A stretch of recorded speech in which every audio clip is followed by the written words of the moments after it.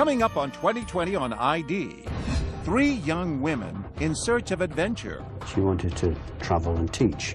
And the allure of Tokyo. This is my house where I live in Japan. And she embraced it fully. She absolutely loved it. Then, I said, I just feel something's terribly, terribly wrong. all 3 women murdered. You know, it's the worst news any parent can get. It's horrifying to think that another family is facing what we had to face. And 3 families struggling to uncover the truth. My daughter didn't come here to be murdered. She came here to help. We were over there on our own. No embassy, no police, nothing. Can they find the killer? I was sitting 8 foot away from the man who murdered my sister. And will there be justice? It's unbelievable. Nothing can prepare you. Vanish in Tokyo. Welcome to 2020 on ID. I'm John Quinones. Losing a child is one of the deepest wounds a parent can suffer. Losing a child to murder is even deeper. For the 3 families you're about to meet, the tragedy of losing their daughters was compounded by the fact that the murder occurred on foreign soil and a very foreign culture, Japan. Who were the women associating with? And why was it so difficult for the families to get answers? First, for Lindsay Hawker, going to Tokyo was meant to be an adventure. But as Elizabeth Vargas first reported in 2008, fate would lead Lindsay into the darkest of traps.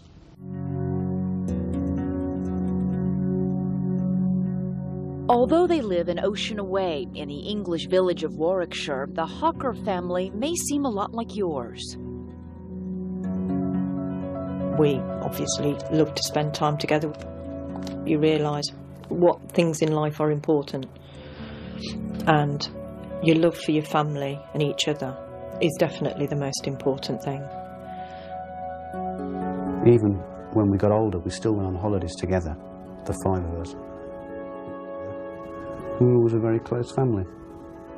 The Hawker family had 3 daughters. The first to go out on her own was 21-year-old Lindsay. She was a young woman, an intelligent woman. She was going out in the world of work, and we were very proud of her.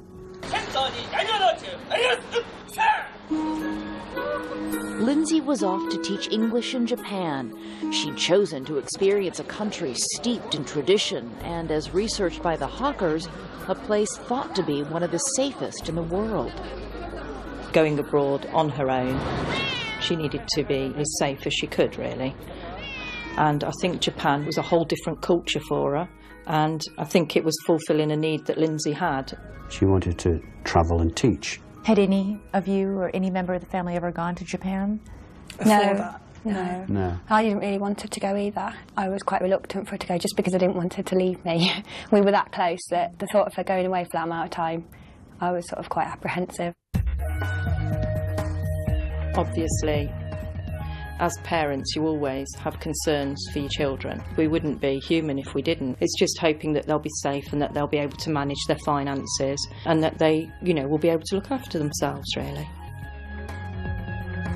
But the thousands of miles between them were trumped by modern technology, and Lindsay was constantly in touch.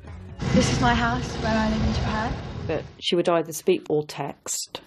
She used to email me. We heard from her almost every day. And what they heard was that Lindsay was having a ball.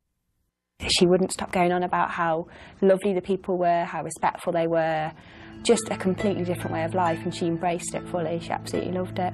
Quite an adventure for her. Yeah, I realised, she made the right decision for herself, definitely, and I'm glad she didn't listen to me. I wish she would have listened to you.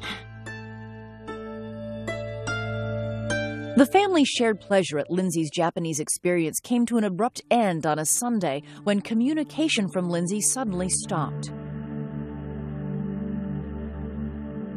I emailed her and I didn't get a response, and so I texted her on her mobile phone and didn't get a response. As the day turned to evening with no word from Lindsay, the Hawker household became increasingly concerned. And I said, I just feel something's terribly, terribly wrong. I couldn't sleep. I was up nearly all night. And the anxiety the Hawkers felt that night would only multiply the next morning. I got a phone call from her employers. to say that she hadn't reported for work for 2 days. Now, that was not like Lindsay at all. So we then contacted the embassy in Japan, and at that point she was filed as a missing person, and that was on Monday lunchtime. She was gone? Yeah, I remember, like, just collapsing. And I felt really upset because she was my little sister.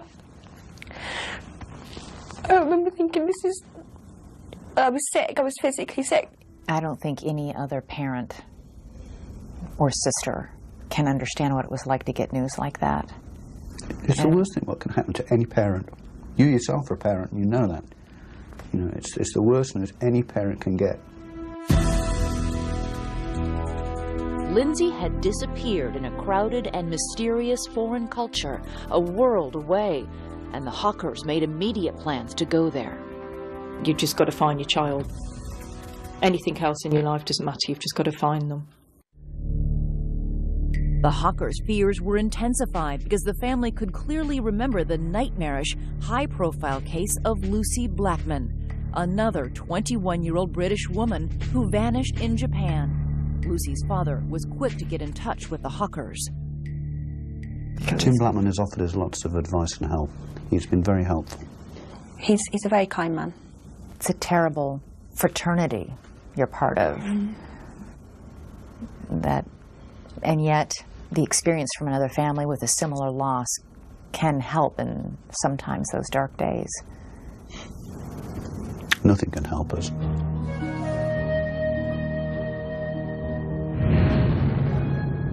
The Hawkers, like the Blackmans before them, faced a personal trauma unfolding in a culture they didn't understand and in a language they didn't speak.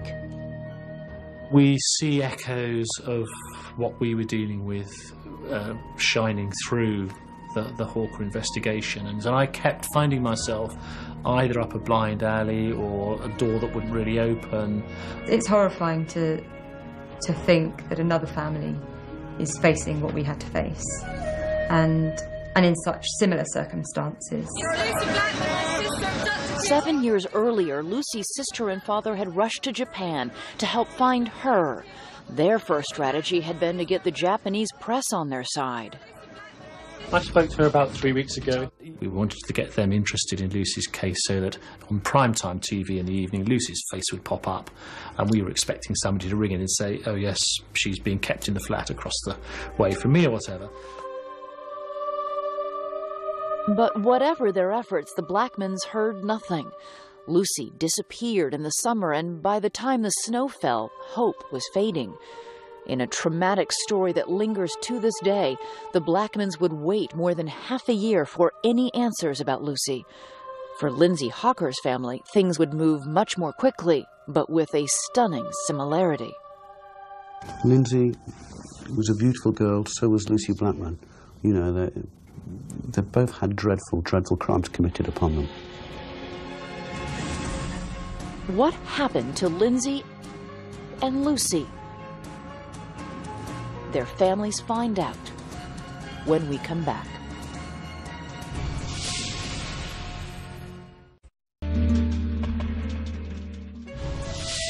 Lindsay Hawker had just turned 22 years old when she vanished in Tokyo while teaching English there. She loved teaching so much. She was kind, she was caring, she helped people, and I don't think of whom they could have been more proud than Bill and I have been of Lindsay. We just prayed, really. We just prayed that she'd be all right. Lindsay Hawker's disappearance created a chilling sense of déjà vu for another English family, that of Lucy Blackman. She vanished in Tokyo 7 years earlier. It pains me to put myself back in that situation, to remember what it was like. I almost have a kind of breakdown thinking about it because it was such a hugely traumatic thing to take on. We were out looking to bring Lucy home and have her laughing and chattering in our sitting room again. Well, I'd spent quite a lot of time just thinking, you know, why didn't I understand how dangerous this trip could have been? Why didn't I ever think for a moment that something might happen to Lucy?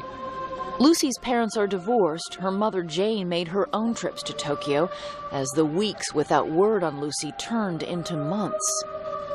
I keep hoping that they'll say, oh, we found her. But realistically, 7 months on, I have to think, you know, the worst. You know, I may never know what ever happened to her. People say to me, oh, how many children do you have? And I think, well, do I have 3 or do I have 2? It's just awful. What happened next for the Blackmans was more brutal than anything the family could have imagined. 8 months after she disappeared, Lucy's dismembered body was found in a cave some 30 miles from Tokyo, near the sea. Lucy's father and sister and brother went to visit the site. The Japanese press, courted and useful at the beginning of their search, had in the end become a target for the family's anger and frustration. Can you go, please? Go! Now! Go on. Go. Get out of here! Go, please. It's not some, you know, a movie. It's reality. Lucy isn't different. She's not wealthy. She's not poor. She's just an ordinary person from an ordinary family with a brother and a sister and a mum and a dad. And I think what's so important for everyone to do is just to occasionally stop and look at their family and their friends and think how lucky they are. For 8 months, Lucy's family had hoped for some miraculous outcome that would mean she was alive. For Lindsay Hocker's family, hope never even got a footing.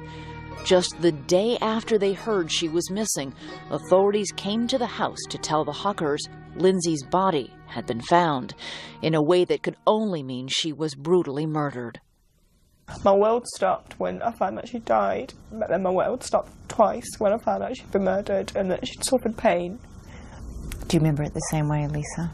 Yeah, it's just awful. Awful. I wouldn't wish it upon anybody. Those feelings and emotions I never want to experience ever again. Mr. Hocker? Mr. Hocker? Lindsay's father flew immediately to Japan. My daughter didn't come here to be murdered. She come here to help people. She come here to teach. He'd gone there to bring back his daughter's body. I asked him to go and bring her home. Just promised that he'd bring her home. I had to go and identify my daughter and formally identify her, which again was not good. You know. That must be... It was dreadful. Her face was just a complete mess, but I knew it was Lindsay. And she had no hair.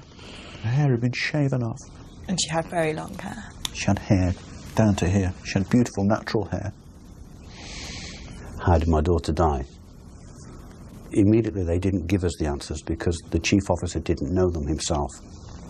Those are hard questions to ask because you're asking about the final moments of your child's life. And in this case, you know that they were awful. They were awful. We found out since that they were perhaps even more awful than I first imagined. I have to look back and look at 22 years of a beautiful daughter.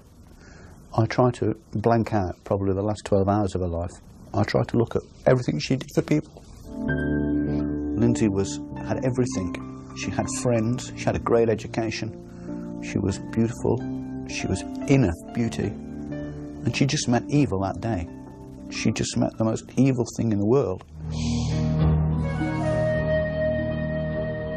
Japanese authorities now say they have a very good idea who killed Lindsay Hocker and Lucy Blackman. As 2 separate cases unraveled in Tokyo, the men targeted by police shared at least one thing in common: backgrounds of wealth and power. Stay with us.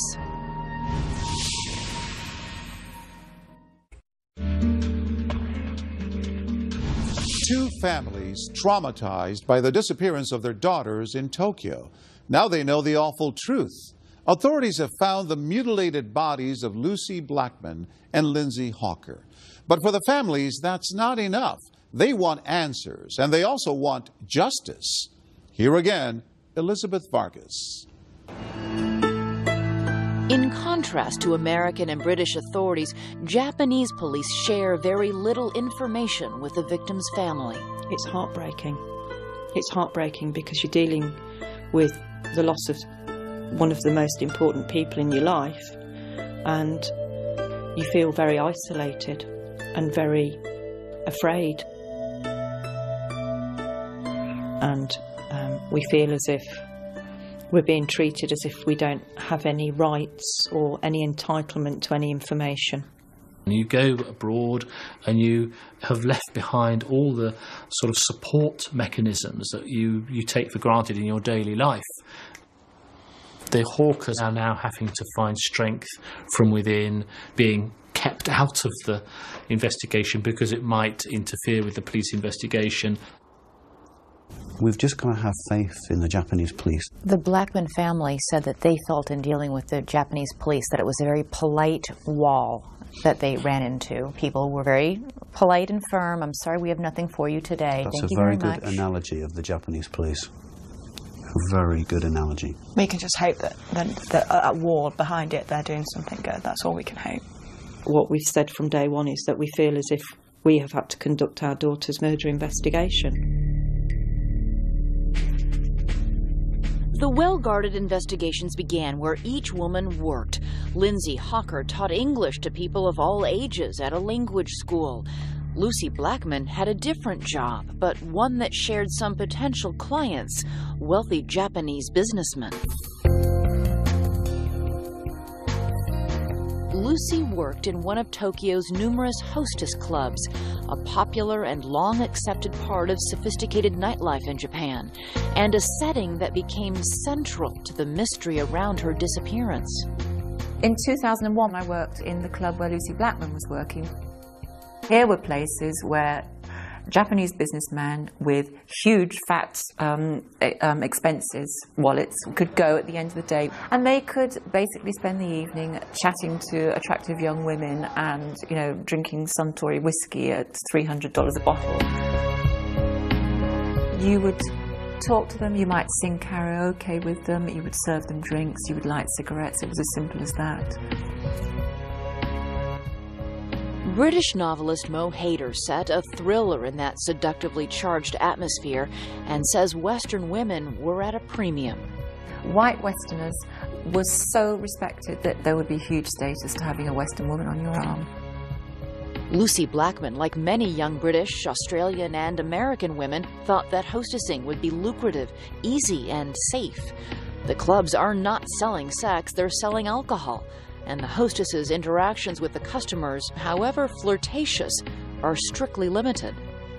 At one point, I think a customer tried to touch a girl on the breast, and he was immediately thrown out of the club and banned for life. When Lucy Blackman vanished, police theorized that a hostess club client may have wanted more. The investigation led authorities to this seaside condominium and its owner, real estate millionaire Joji Obara, a bachelor with a taste for expensive boats, costly cars, and, we've been told, Western women. Obara was a regular on the hostess club scene. One club manager remembers him using different names, but the same elegant style. He came maybe 2 or 3 times. He was very fashionable, wearing Versace and Armani and so forth. He was very good at English, and I saw him talking with girls very quietly. Obara was arrested in a separate rape case. Eventually, 8 women would come forward to say that he had drugged them, raped them, and videotaped himself doing so. He videoed at least 50 of these occasions. And the woman recalled waking up the next day being told by Joji Obara, "Oh, you drank much too much last night. I put you to bed. I hope you don't mind. Here's some money because you've missed a whole day's work." Obara maintained the sex was always consensual, but once he was in custody on the rape charges, police began to connect him to Lucy Blackman. As police searched his properties, there were leaks about telephone records that showed Lucy had made a call from one of his mobile phones. And it turns out that Obara's seaside apartment was located some 300 yards from the cave where Lucy's body was eventually found. Authorities suspect Lucy died from an overdose of some drug he administered, and that Obara panicked and hid the body. There was sufficient evidence to charge him in Lucy's death, and 7 years after Lucy disappeared, there would finally be a verdict in the case against Joji Obara. Lucy's father says nothing could have kept him away from the courtroom. And I was thinking on the way over, you do lots and lots of things for your children. You go to all sorts of ghastly school events, and you go and sit and watch them fall off the edge of the stage at some, whatever it is, and you do all these things. And I was thinking at the time that, I'm now going to this thing, which would be the final hearing trial of Lucy's killing. Coming up, a verdict in Lucy Blackman's case and the twisted tale of yet another young woman. And he videotaped himself raping her, as he had all the others, hundreds, according to the police. Stay with us.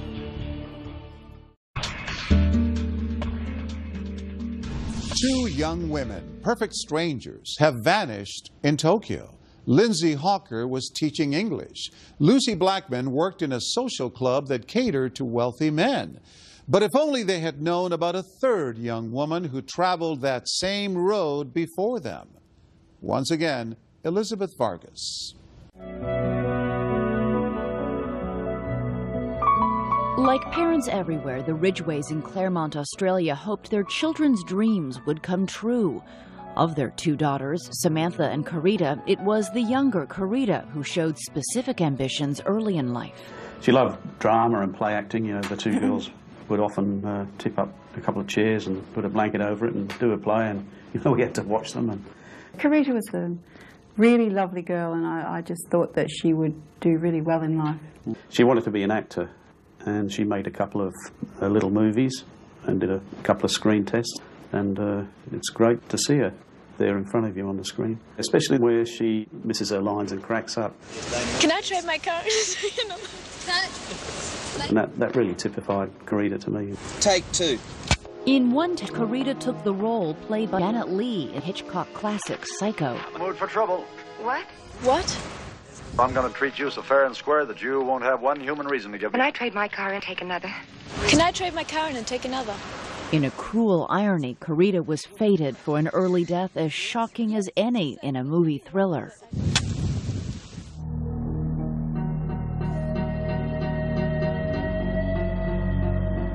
When she was 21, Carita left for Tokyo to earn money for acting school. Her sister Samantha was already teaching English there, and Carita wanted to do the same.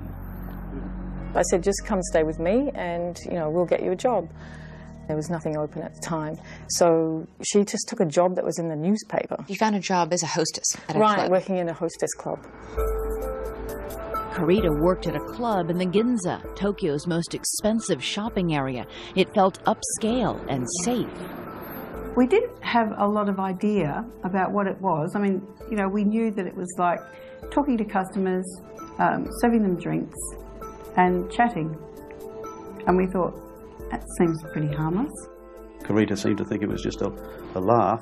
It was also a job that left opportunity for sightseeing, and Carita's time in Japan was a happy one, until the night she never came home, and the phone call that came the next day. It was the hospital calling me to tell me that Carita was in the hospital suffering from food poisoning and that I should come down straight away. When you got there, what did they say? A Japanese guy by the name of Nishida dropped her off, and she was unconscious or semi-conscious, couldn't speak. Samantha was told a man calling himself Nishita left Carita at the hospital after telling doctors she had a violent reaction to bad seafood. Samantha was also told her sister's condition was increasingly dire and that Carita's liver was failing. They were trying to guess how she had sustained, liver damage. But the doctors weren't saying this is foul play? Not at all. They thought it was hepatitis E, something she drank or ate while out with this fellow. The mysterious Nishida. Right. I asked her who this Nishida guy was, and I asked her what happened. She couldn't answer anything. All she did was put her hand out. She just wanted her hand held. Of all the questions Carita wasn't conscious enough to answer, the most disturbing centered on Mr. Nishita. Carita had a fiancé back in Australia. She wasn't dating, and she lived with her sister, who was immediately suspicious. We didn't even know why she would have gone out with him. What were you thinking? What were you imagining? Oh, I thought he gave her drugs. I thought he did something. I didn't know what he did. When Carita's parents arrived in Japan, the family's requests for an investigation into the mysterious Mr. Nishita were, they say, ignored by both the Australian embassy and the Tokyo police. We were over there on our own. No embassy, no police, nothing.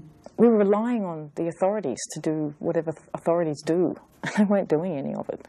And you were also going through trauma and grief of your own. It's hard to think straight. I couldn't, and it was really difficult. I could hardly talk.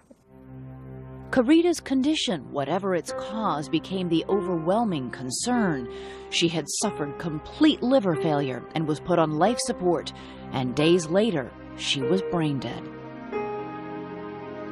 We were just so shattered. Nothing can prepare you for that. So she'll have to be on life support forever. So at that point, the family made an excruciating decision, I'm sure, to turn off life support. Mm-hmm. Yeah. And we reunited. We decided, we can't keep her like that, so just turn it off and let her, die peacefully, which it was, very peaceful. Carita Ridgway was cremated on the day before her 22nd birthday, and her ashes were brought back to Australia.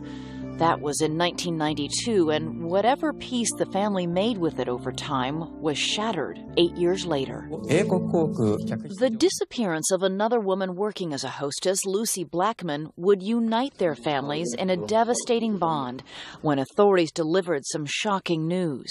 They had discovered that the man who killed Lucy Blackman also was responsible for Carita's death. The man the Ridgways had known as the mysterious Mr. Nishita was really Joji Obara, the same man, authorities say, who killed Lucy Blackman.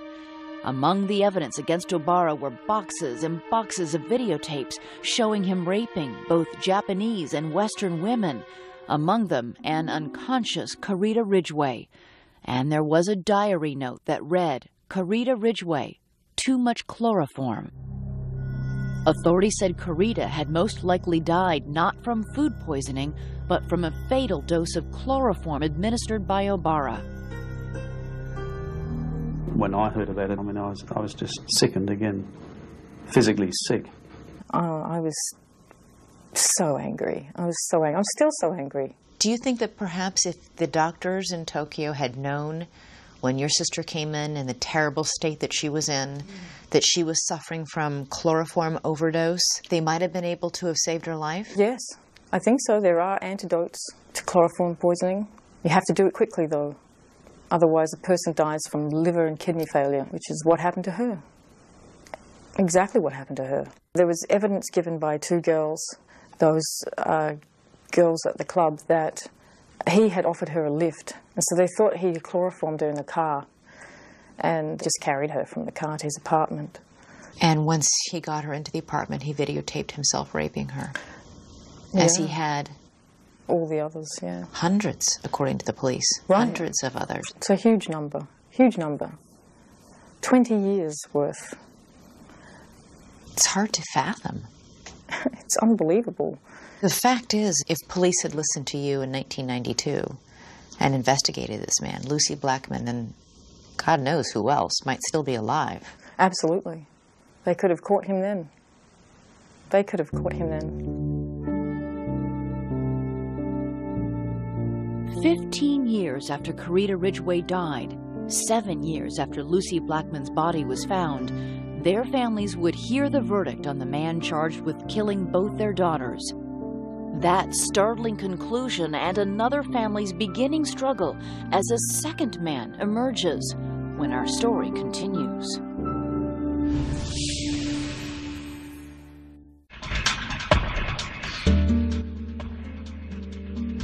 Three young women moved to Tokyo for work and adventure, and all three were murdered.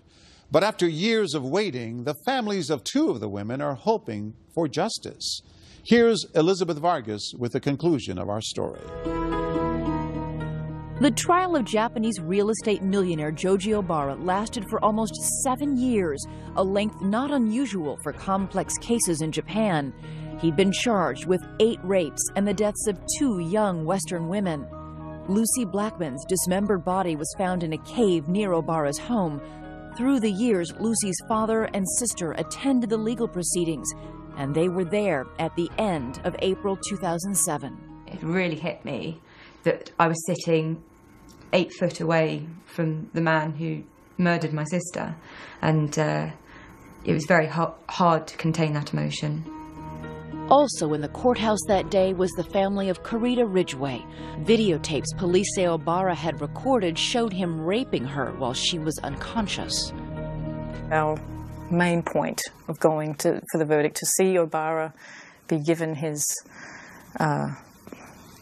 punishment and get some justice. The families of both dead young women were aware of Obara's wealth and feared its influence.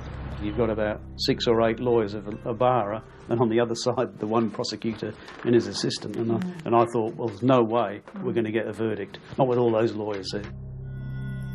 Verdicts in Japan are up to a judge, not a jury, and when they came in Joji Obara's trial, they were split, leaving one family feeling they got justice and another in shock. Not found guilty for Lucy's death. The prosecution were horrified. I mean, the Tokyo Metropolitan Police, you could hear their jaws dropping on their chest when the announcement was made in the court. They were devastated. The surprising verdict in the high-profile case set off speculation about the advantage of high-priced lawyers and evidence that may have left a reasonable doubt. All the evidence against Obara in regards to Lucy's case was circumstantial. He bought a chainsaw, a tent, the 10 plastic bags that her body parts were found in. The judge stated that because he bought those items and also a couple of other miscellaneous items, that they couldn't prove that he bought those items to dismember her. You know, because he bought an ice cream or something as well. It didn't fit with the story. The case lacked the kind of proof Karita Ridgway's had, a handwritten note referencing drugging the victim, and a videotape of Obara raping her. He was given life for Karita's death and the 8 other girls who were raped but lived. How would you describe Joji Obara? He's a coward. He's a total coward. He won't even admit his crimes. He lies constantly.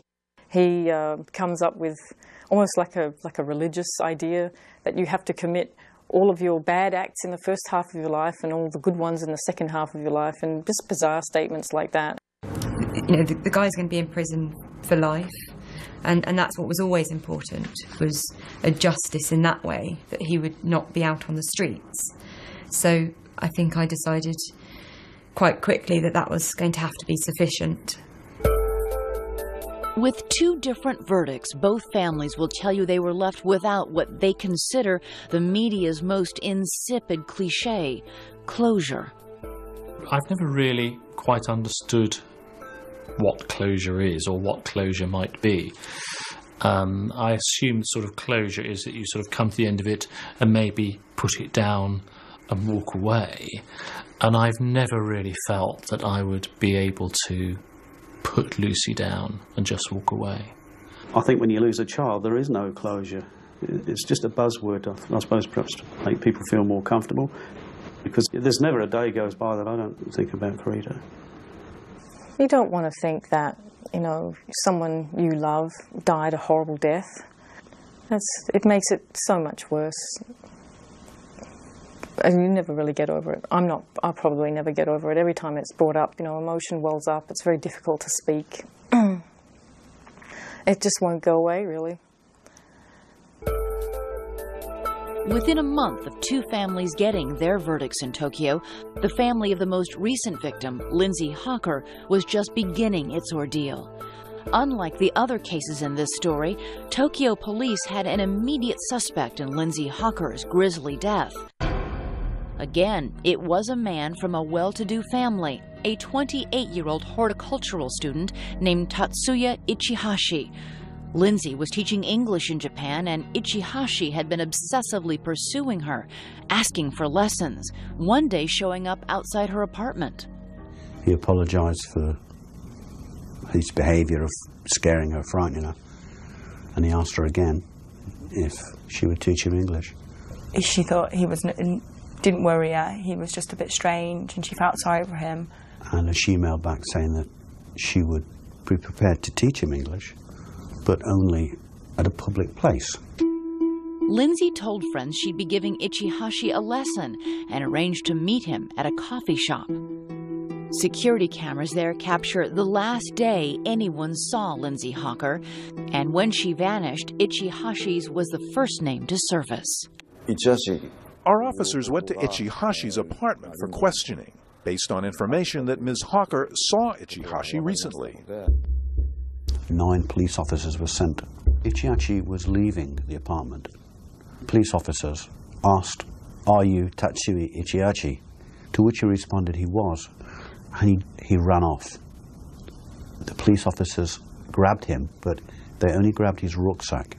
And he was able to just dash off and melt into... I'm afraid so, yes. He caught them off guard and fled the scene.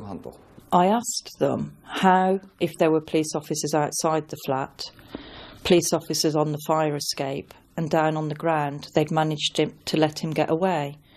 And apparently the police officers don't carry radios, they don't radio to one another. So the police officers who were on the ground weren't aware that he'd escaped. What happened next was the bombshell in the case. Searching the apartment Ichihashi occupied, police found Lindsay Hawker's body, bruised and with her head shaved. She was buried in a mixture of sand and chemicals to help decomposition in a bathtub on the balcony. He hasn't just brutally murdered her. He's left her on his balcony to rot away, and then I suppose he would just dispose of what's left eventually. He was going about his normal routine. He was going to the gymnasium, the police tell us.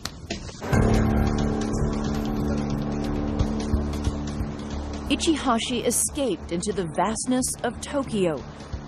Police think he may be working under a false ID, living as a street person, or in disguise. And they told us finding him is a top priority.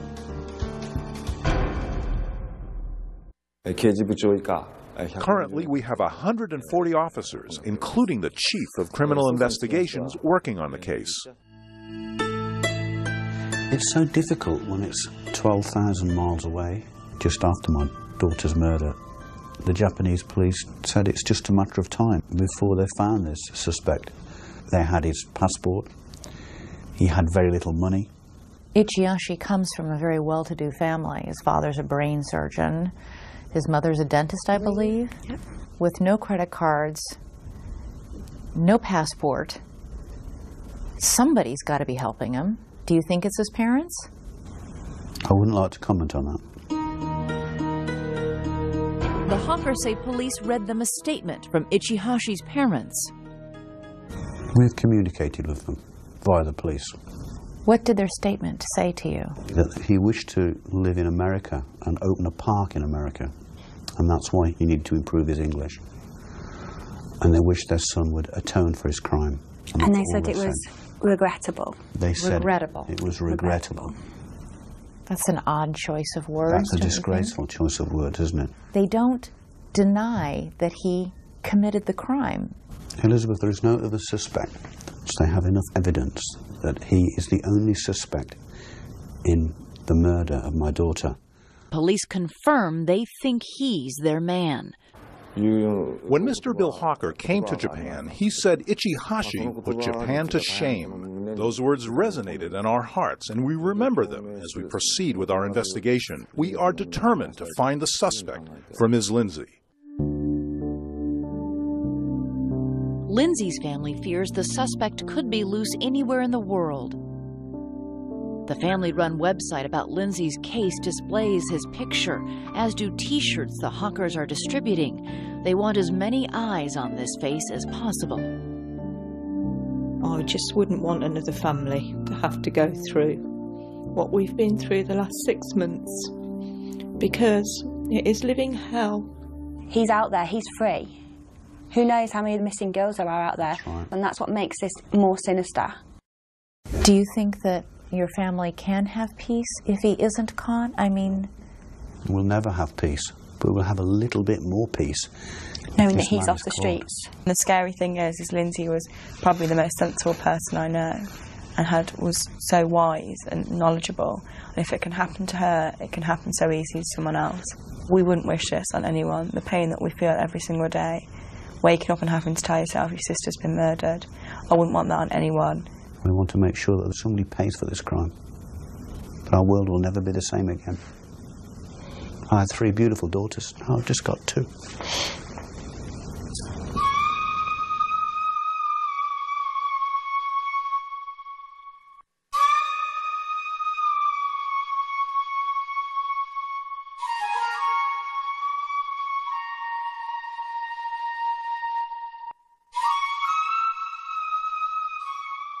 There was finally a little comfort for the Hawkers. After a 2-year manhunt, Tatsuya Ichihashi was arrested in Osaka. He had eluded authorities in part by undergoing plastic surgery. At his trial, he confessed to killing Lindsay Hawker and was convicted and sentenced to life in prison. As for the Blackman family, Japanese prosecutors later appealed Joji Obara's not guilty verdict in the death of Lucy. He was retried and found guilty in the abduction and mutilation of her body. I'm John Quinones. Please join us next time for another edition of 2020 on ID.